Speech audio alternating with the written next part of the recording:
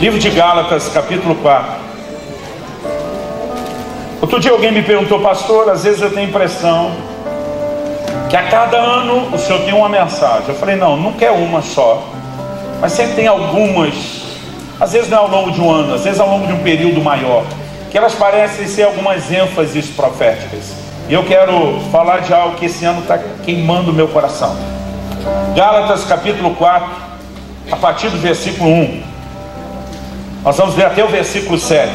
O texto diz assim: digo, pois, que durante o tempo em que o herdeiro é menor, em nada difere de escravo, posto que ele é senhor de tudo, mas está sob tutores e curadores até o tempo predeterminado pelo Pai.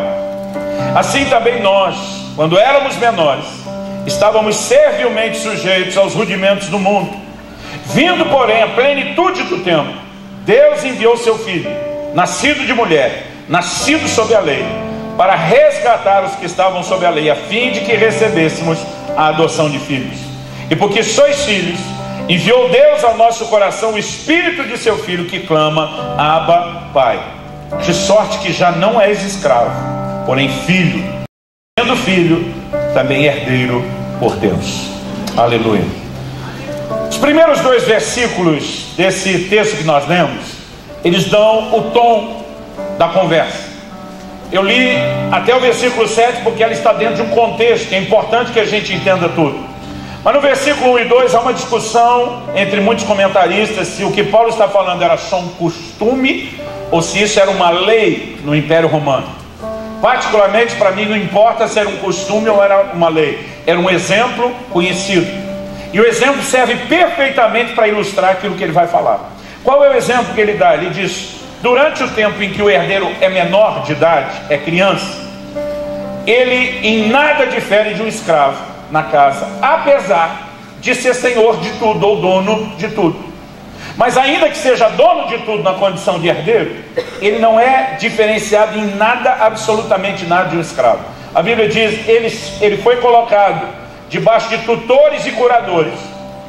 Eu gosto da tradução da NVI, que nesse texto ela usa o termo guardiães e administradores, que às vezes para nós é mais fácil entender isso do que tutores e curadores. Mas ele está falando de gente que ensina e de gente que cuida. E diz: ele é colocado debaixo de gente que cuida e de gente que ensina, até o tempo determinado pelo Pai. Então há algumas palavras-chave aqui que eu quero que você observe comigo. A primeira delas é o termo filho. A segunda é essa consequência de ser filho, herdeiros.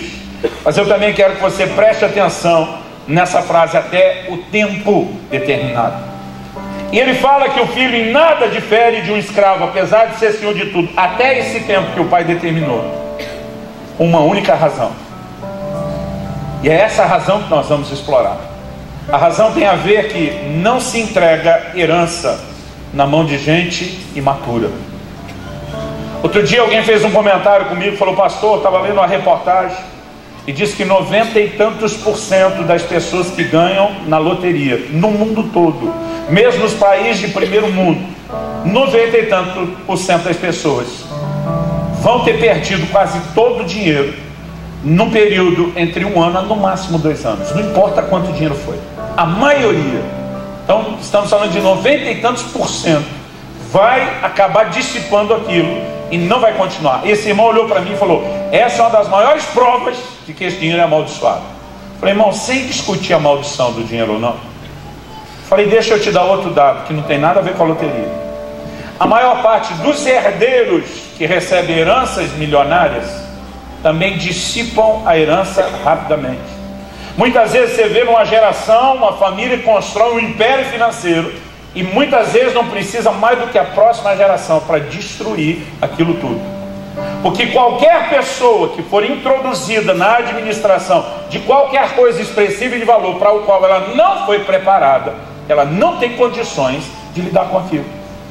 Então eu não estou de forma alguma tentando dizer que você tem que ficar à vontade em relação à loteria, não distorço o que eu estou falando.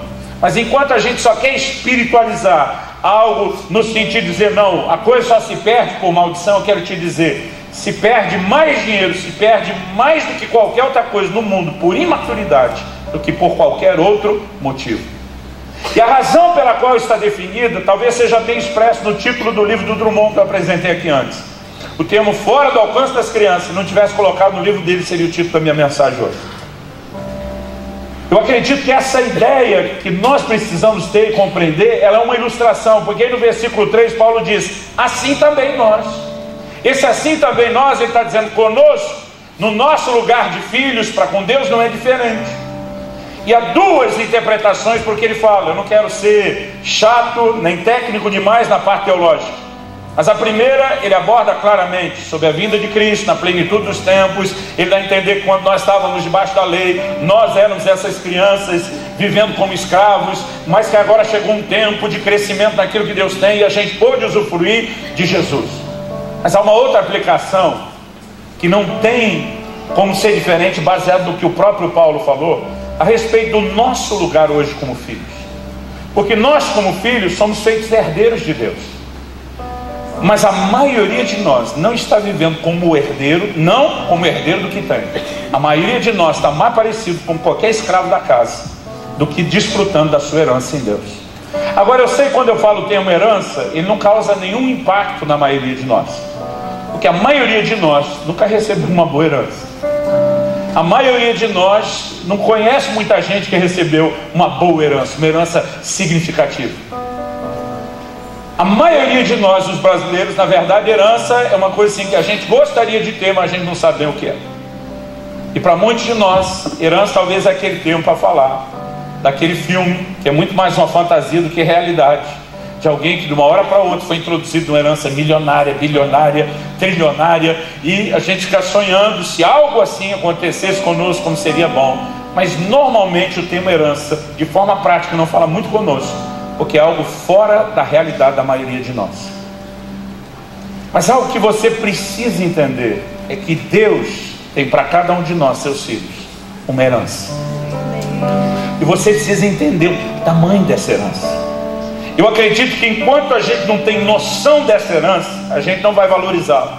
Enquanto a gente não valorizar a herança para entender o quanto realmente vale a pena lutar por ela, nós também não vamos valorizar, consequentemente não vamos valorizar o caminho de acesso a ela. Porque se a gente não está tão empolgado atrás disso, nós também não vamos valorizar o caminho para chegar lá. Agora, quando nós entendemos o que é herança, aí sim essa chave de acesso, esse acesso à herança, do qual eu quero falar hoje, que é a maturidade, talvez ele vai se revestir de um outro valor e de uma outra importância. Então, antes de falar do que é o meu assunto hoje, na parte do que diz respeito aos segredos do coração, eu vou compartilhar algumas coisas ligadas a fases de maturidade. Eu quero que você de alguma forma se permita ser encorajado por Deus. Me permita, me dê a paciência de alguns minutos, para que primeiro eu fale da herança, valorize a herança, para depois que você estiver empolgado com ela, eu poder valorizar o caminho para ela. Então, nós vamos começar do final do texto que nós lemos, do versículo 7, que diz que se nós somos filhos, nós também somos herdeiros. Mas tem um outro texto muito parecido com esse, mas que dá um detalhe a mais, que é quando Paulo escreve aos Romanos, no capítulo 8, dá uma olhadinha comigo lá, e no versículo 17, Romanos 8, 17 diz assim, ora, se somos filhos, somos também herdeiros, herdeiros de Deus e co-herdeiros com Cristo. Olha só o que o texto está dizendo, não só que nós somos herdeiros de Deus, mas co-herdeiros com Cristo. O termo co significa herdeiro juntamente com. Assim como cooperador é um operador juntamente com, co-herdeiro é um herdeiro juntamente com. Em outras palavras, a Bíblia está dizendo de quanta herança você tem. A Bíblia está dizendo que você é tão herdeiro de Deus quanto Jesus é. Você consegue ter noção do que é isso? Não tem nada que Jesus possua por herança que eu e você, como irmãos dele, filhos do mesmo Pai, não tenhamos direito à mesma herança. Você consegue ter noção do que é isso? É uma herança maior do que a maioria de nós sequer consegue mensurar. Aliás, há diversos textos na Bíblia que vão nos remeter a essa ideia de uma herança extraordinária, imensurável. Em 1 Coríntios 3, 22, o apóstolo Paulo diz assim, tudo é vosso. Aí ele diz, voz de Cristo e Cristo de Deus. Então vamos pegar essa frase, tudo é vosso, voz de Cristo, Cristo de Deus, e trabalhar ela de trás para frente. Cristo é um pouco ou totalmente de Deus? Vamos lá, é para vocês responderem, gente. Então vou perguntar de novo. Cristo é um pouco ou totalmente Deus? Totalmente. Quando a Bíblia diz voz de Cristo, nós somos um pouco ou totalmente de Cristo? Se você pensar na rendição, talvez alguns não são totalmente. Se você pensar na legalidade da redenção, o direito que ele tem de compra, nós somos totalmente dele. Então agora, se Cristo é totalmente de Deus, se nós somos totalmente de Cristo, quando Paulo está dizendo tudo é vosso, você acha que isso é só uma frase de efeito? Quando a Bíblia está dizendo tudo é vosso, é porque tudo é nosso mesmo. Outro dia eu estava com alguém admirando as montanhas, uma paisagem linda. Falei, coisa linda, né? Ele olhou para mim e disse, papai que fez. Tudo isso é nosso. Nós precisamos entender agora muito mais do que algo meramente natural, material ou financeiro. Nós temos que mensurar, querido, a herança, que envolve principalmente o plano espiritual. Agora tem muito crente vivendo, que uma vez eu ouvi um pastor classificar como a teologia do cabrito. O que é a teologia do cabrito? Em Lucas no capítulo 15, Jesus nos fala a respeito do filho pródigo.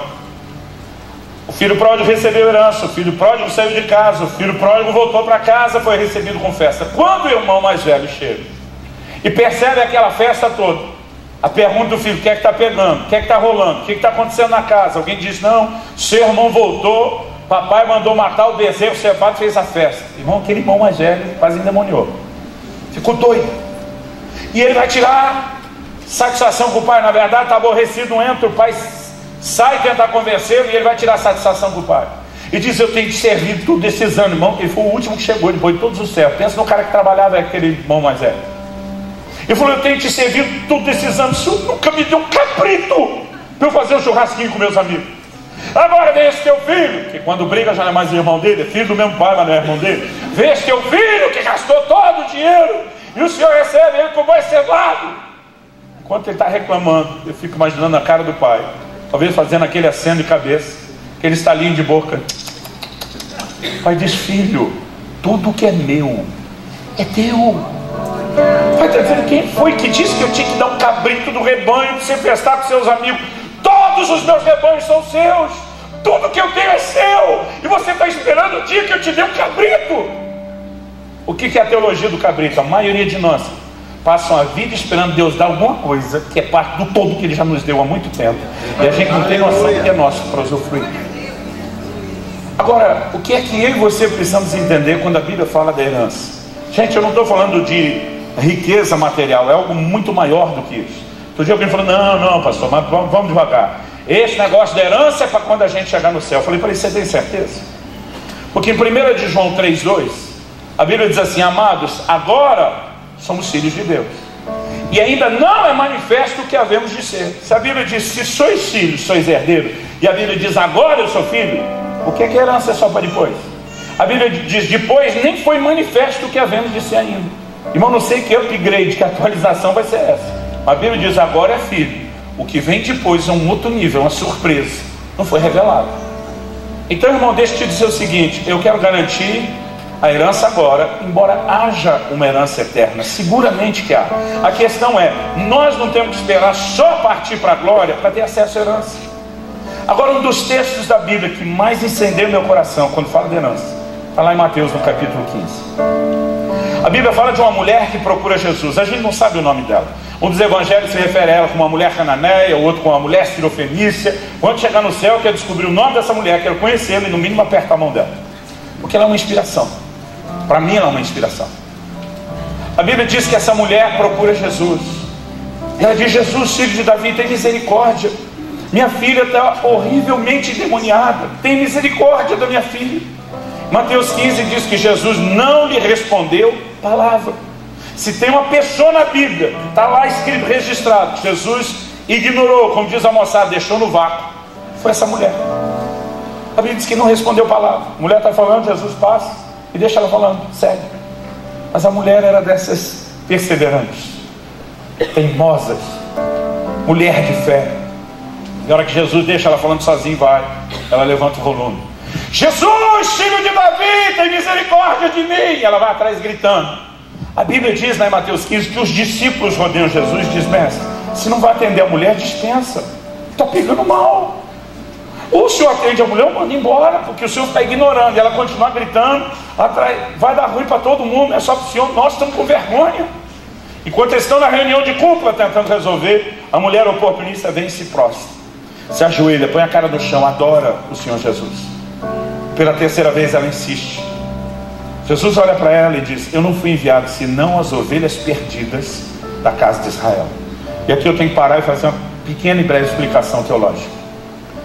Quando Paulo escreve aos Romanos, ele diz que Deus não faz acepção de pessoas. A salvação é para todo aquele que crê, não há distinção. Só que logo depois de dizer que não há distinção, ele diz assim: primeiro do judeu, depois do gentio. Então não há acepção no sentido de que um seja melhor do que o outro, mas existe uma ordem. Por conta de uma aliança que Deus fez com Abraão, a linhagem e a descendência natural de Abraão tinha direito de receber o evangelho e a obra de Cristo primeiro. E aí que você vai entender João capítulo 1, versos 11 e 12. Veio para o que era seu povo, mas os seus não receberam. Aí a Bíblia diz: a todos quantos o receberam. E aí eu e você entramos nessa segunda leva. Deu-lhes o direito de serem feitos seus filhos. Mas em Mateus 10, quando Jesus envia os discípulos a primeira vez, ele diz: ide as ovelhas perdidas da casa de Israel, não entrem em aldeia de samaritano, não pare para atender gentil pelo meio do caminho, vocês vão buscar as ovelhas perdidas da casa de Israel, porque havia uma aliança, isso tinha que ser respeitado. Aí Jesus, tentando explicar as coisas para essa mulher, ele diz lá em Mateus 15, ele diz: mulher, não é lícito tomar o pão dos filhos e dá-lo aos cachorrinhos. Outro dia um irmão falou: pastor, na real é isso mesmo? Jesus chamou a mulher de cadela? Eu falei: não. Em primeiro lugar, a diferença entre o termo cão e cachorrinho é muito diferente na Bíblia. O termo cão sempre tem a conotação negativa. Não deis o que é santo aos cães, de fora ficarão os cães. Está falando daquele animal selvagem que devorava a carcaça de outros mortos. Cachorrinho era um animal de estimação de dentro de casa. Jesus não está usando aquilo como algo negativo. Deixa eu tentar explicar o que Jesus está falando numa outra perspectiva. Há pelo menos 12 anos atrás, estava uma febre em Curitiba, não sei se aqui também era a mesma coisa, de colocar aqueles adesivos de família nos carros, desenho da família, papai, mamãe, os filhos. Então, no nosso carro, eu lembro que eu coloquei lá o adesivo: papai, mamãe, um filho e uma filha, que é um casal que eu tenho. E meus filhos começaram a campanha para eu acrescentar um adesivo de um cachorro que nós tínhamos em casa. Papai, faltou o cachorro. Diz: o cachorro não é da família. Claro que é da família, pai. Ele mora na nossa casa, ele vive com a gente. Eu dizia: mas não é da família. Um dia eu vi um deles chamando o cachorro e botando o sobrenome Subirá. Eu falei: pode parar, isso é sagrado, não é para cachorro não. E um dia eles se uniram porque eles queriam aquele adesivo. Eu falei: gente, o cachorro não é, pai, lógico que é. Eu falei: vamos deixar quem entende das coisas resolver. Eu falei: vamos ver o que Jesus tem a dizer a respeito dos cachorros e dos filhos. Esse cara me olhando: tem isso na Bíblia? Eu falei: tem. Aí eu vim para esse texto. Eu falei: ó, Jesus está dizendo que não dá para pôr filho e cachorrinho no mesmo nível. São níveis distintos. Eles olharam para mim e falaram: apelou aí, pai. Eu falei: ganhei, não ganhei? Ele disse: tá bom, não vai ter adesivo de cachorro. Basicamente a conversa de Jesus com a mulher é essa. O que ele está dizendo? Mulher, você não é dos filhos de Abraão, da linhagem de Israel. Então, você entra e sai aqui da nação, você tem acesso à casa, como qualquer cachorrinho tem, mas você não tem o direito dos filhos de sentar à mesa e comer com eles. E eu não vou entregar o que nesse momento é só deles, não desdobrou ainda para os gentios. Não vou tirar o pão dos filhos e dar para você uma cachorrinha. Essa mulher olha e ela entra no jogo de Jesus, no jogo, eu digo, na analogia. Ela diz: mas os cachorrinhos comem das migalhas que caem da mesa dos filhos. O que ela está dizendo: tá bom, senhor, já entendi tudo. O senhor está dizendo que eles têm uma posição de filho que eu não tenho. Aceito, mas cá entre nós, os cachorrinhos comem as migalhas. O senhor há de concordar comigo que os filhos não estão aproveitando tudo que o senhor está dando. Eles não estão comendo tudo que poderia. E eu não quero usurpar o direito dos filhos. A sobra deles já me basta. Quando ela fala isso, Jesus olha e diz: mulher, grande é a sua fé. A Bíblia diz: na mesma hora a filha dela foi curada, foi liberta. Agora, irmão, pensa comigo. Se comendo a migalha que cai da mesa já tem cura e libertação para a sua casa, o que não está à sua disposição quando você se assentar à mesa como filho e exercer o seu direito que você tem em Deus? O problema é que a maioria de nós não tem ideia de quem é, do que tem à disposição e do que pode. E porque nós não temos noção, nós não estamos correndo atrás disso. Mas pastor, se eu sou herdeiro de tudo isso, porque eu estou vivendo como escravo, aí é outra conversa. Uma coisa é o seu direito, a outra é o acesso ao seu direito. E na verdade é disso que eu quero falar.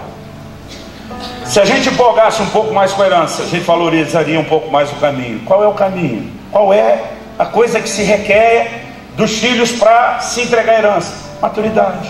Porque quando ele é menor, está debaixo de tutores e curadores. Quando a Bíblia diz até o tempo determinado, significa o quê? Chegará um momento que esse filho vai crescer. Mas até que cresça e tenha maturidade, não se dá nada de especial na mão dele. E aqui eu e você temos que entender algo. Nós estamos recusando aceitar todos os processos que Deus tem para o crescimento. Tiago diz: irmãos, tem por motivo de grande alegria passar por várias tribulações. Irmão, você não vê um crente dando glória por causa de tribulação? Ele só dá glória lá que passa. Mas a Bíblia diz: tenha por alegria. Por quê? Irmão, deixa eu dizer uma coisa: a prova vai passar, mas quando ela passar, o lucro não é só que ela foi embora, é o quanto isso te fez crescer. Quem está entendendo, diga amém.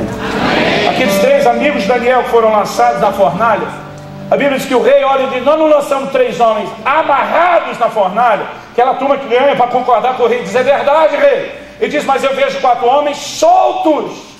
Irmão, a Bíblia diz que o fogo não queimou um fio de cabelo, não deu cheiro de fumaça, não queimou nada. Mas a única coisa que o fogo queimou, as amarras que prendiam eles.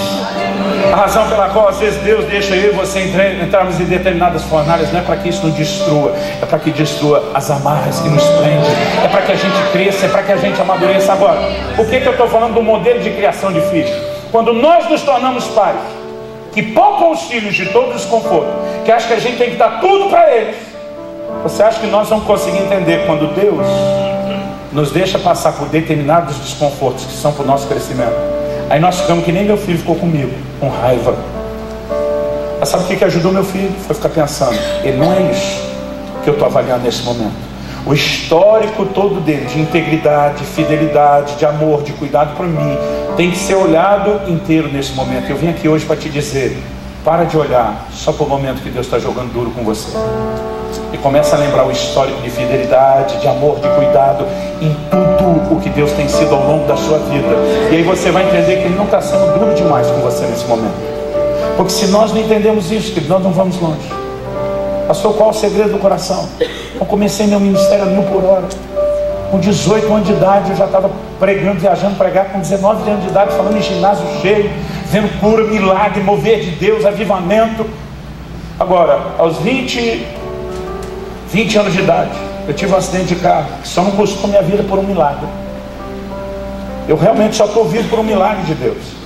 Mas naquele acidente, Deus literalmente parou, freou aquele meu ministério. Eu fiquei numa crise, mas numa crise. Eu ficava orando, dizendo: Deus, eu tenho certeza que esse acidente foi coisa do cão, do miserável, do Satanás. Mas eu dizia para Deus: o diabo só pode tocar com permissão. Eu falava para Deus: ou minha ou sua. A Bíblia diz: não deis lugar ao diabo. Isso não significa que você vai acordar de manhã, preencher um documento, veio por meio desse, autorizar legalmente o miserável do Satanás fazer estrago na minha vida. Mas, irmão, quando a gente peca e quebra princípio, a gente está abrindo porta. Agora, ou é a gente que dá lugar ao diabo, ou como no livro de Jó, há uma permissão soberana de Deus. Então eu dizia para Deus: ele só pode tocar com permissão minha ou sua. Eu dizia para Deus: nós dois sabemos que não fui eu que dei. O que eu estava dizendo para Deus? Por eliminatória, é só você que poderia ter feito isso. Ele dizia para Deus: só me fala por quê. Ele não falava nada. Sabe o que me preocupa, irmão? Se eu já entrei em crise, o que a geração mimada, que acha que os pais é que dão satisfação para eles, como é que eles sobrevivem a esse tipo de crise? Quando Deus diz: não te devo satisfação, você é moleque, você é menino, fica na sua, eu não te devo, você confia, eu não respondo para você. Como é que nós vamos reagir a esse tipo de tratamento? Nós não temos estrutura hoje para isso. Depois de 1 ano e 3 meses em crise, chegou o dia da minha ordenação, porque aquele acidente me fez parar o ministério itinerante e pastorear. Depois de 1 ano pastoreando, que a Bíblia diz: tem que ter vocação, tem que ter qualificação, depois tem que ser experimentado antes de ser estabelecido. Os pastores disseram: agora vamos estabelecer vocês. Chegou o dia da ordenação, todo mundo impondo mãos, liberando palavra profética. E teve um pastor, na época ele me mentoreava, hoje ele é parte da minha equipe, ele trabalha na minha equipe em Curitiba. Ele, a hora que impôs as mãos para orar comigo, ele teve uma visão aberta de um anjo de Deus. Eu vi o anjo como você está me vendo, ouvi o anjo como você está me ouvindo. O anjo falou para ele, diga para ele, apontando para mim, que o acidente de carro que ele teve no ano passado foi de fato, como ele diz nas orações dele, uma tentativa de Satanás para destruí-lo. Mas o anjo falou para ele o seguinte: diga porém por que Deus o permitiu. O anjo diz: o ministério dele estava crescendo mais rápido do que a capacidade dele de se deixar ser trabalhado por Deus. Era só uma questão de tempo, ele iria sucumbir debaixo do peso do sucesso. Ele não tinha estrutura e maturidade para administrar aquela dimensão de sucesso. O anjo diz: o diabo queria pará-lo porque o via como uma ameaça. Deus precisava pará-lo para não perdê-lo. O anjo diz: nos próximos anos Deus vai tratar profundamente com ele nessa cidade, antes de liberá-lo de volta para viajar pelo Brasil e as nações. Irmãos, achei que nos próximos anos era no máximo 2. Só ali naquela cidade foram 9 anos. Levou tempo para eu voltar a fazer o que eu fazia. Ainda comecei de uma forma muito gradual e lenta, com um entendimento: enquanto eu e você não crescemos, não amadurecemos, nós não estamos prontos para a herança. Então o que está entre nós e essa herança gloriosa? O que está nos fazendo viver nivelado como qualquer escravo, em vez de desfrutar de algo extraordinário? Um dia desse, um pastor desses está quase com a visão da anarquia no reino de Deus, revoltado. Eu não aceito, nós temos que voltar a esse modelo da Bíblia, que a gente bota a mão no morto, ele levanta um atrás do outro. Falei: irmão, eu creio que nós vamos chegar lá. Falei: mas deixa eu te explicar uma coisa, você já imaginou se isso começar a acontecer hoje? Eu falei: você já imaginou você ressuscitando uns 3 mortos na sua igreja? Tu já é insuportavelmente orgulhoso e metido hoje, sem coisa nenhuma, fazendo nada.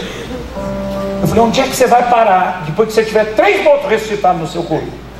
Hoje não é nem Jesus que muda a vida das pessoas, é a sua igreja. Imagina depois que você ressuscitar morto, o lugar onde você não vai. Irmão, deixa eu te dizer uma coisa: quem mais está atrapalhando o propósito de Deus na terra não é o diabo, é a nossa imaturidade.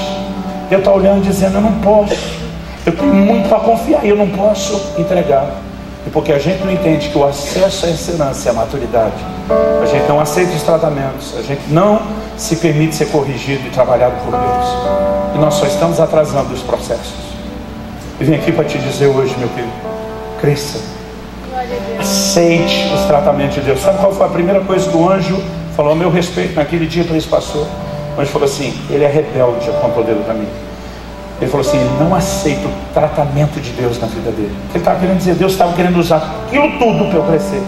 Eu estava revoltado o tempo todo, porque a visão que eu tive de um pai dentro de casa não foi essa, mas a visão do Pai Celestial que me deram dentro do Evangelho é que ele iria mimar a gente, dar tudo que a gente quer, e que ele nunca ia falar não, ele nunca ia colocar limites.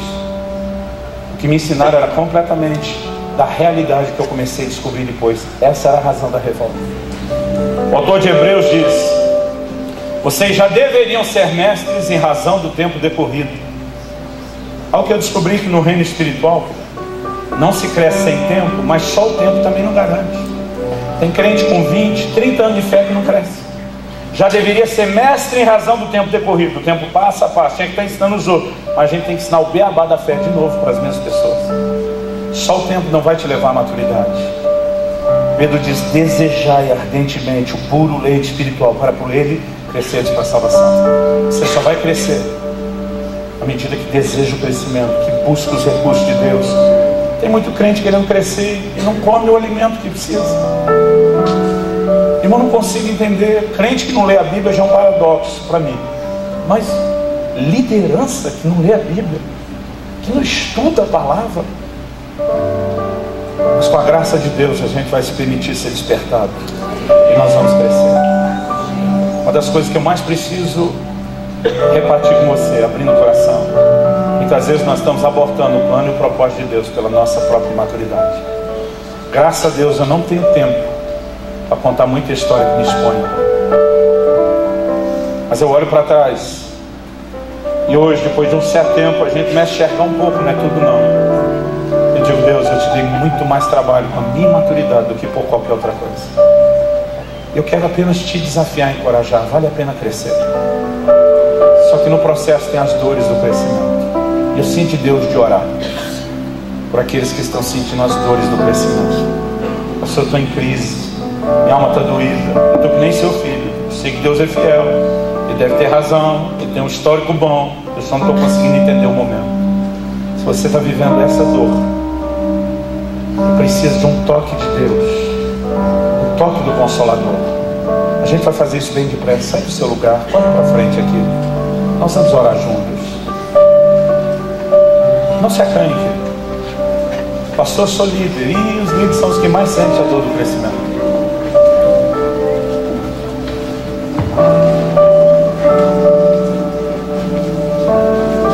Não precisa empurrar o da frente, mas o mais rápido que puder. Vem para cá. Pai, a tua palavra foi lançada e semeada. Se o Senhor não vivificar a tua palavra, terá sido só um discurso, só uma palestra. Nós precisamos de mais, muito mais do que isso. Portanto, pedimos, Espírito Santo, que não só o nível da nossa razão seja tocado por aquilo que ouvimos, não só o nível da nossa emoção seja tocado por aquilo que ouvimos, mas nós oramos que o mais profundo do coração, o íntimo de cada um, receba hoje não apenas esclarecimento, não só informação, mas receba consolo, consolo sobrenatural, forças novas, a capacidade de aguentar e suportar um pouco mais, a capacidade de ser forjado pelo Senhor para alcançar a maturidade, para avançar para um nível mais profundo. Pai, eu quero abençoar, fortalecer os meus irmãos em nome de Jesus. Fala com Deus, querido, do seu jeito, da sua maneira, com as suas palavras. Talvez você está aí lutando com um nó na garganta, chora, derrama seu coração diante de Deus, mas deixa o Espírito de Deus te envolver e trazer consolo ao seu coração, em nome de Jesus.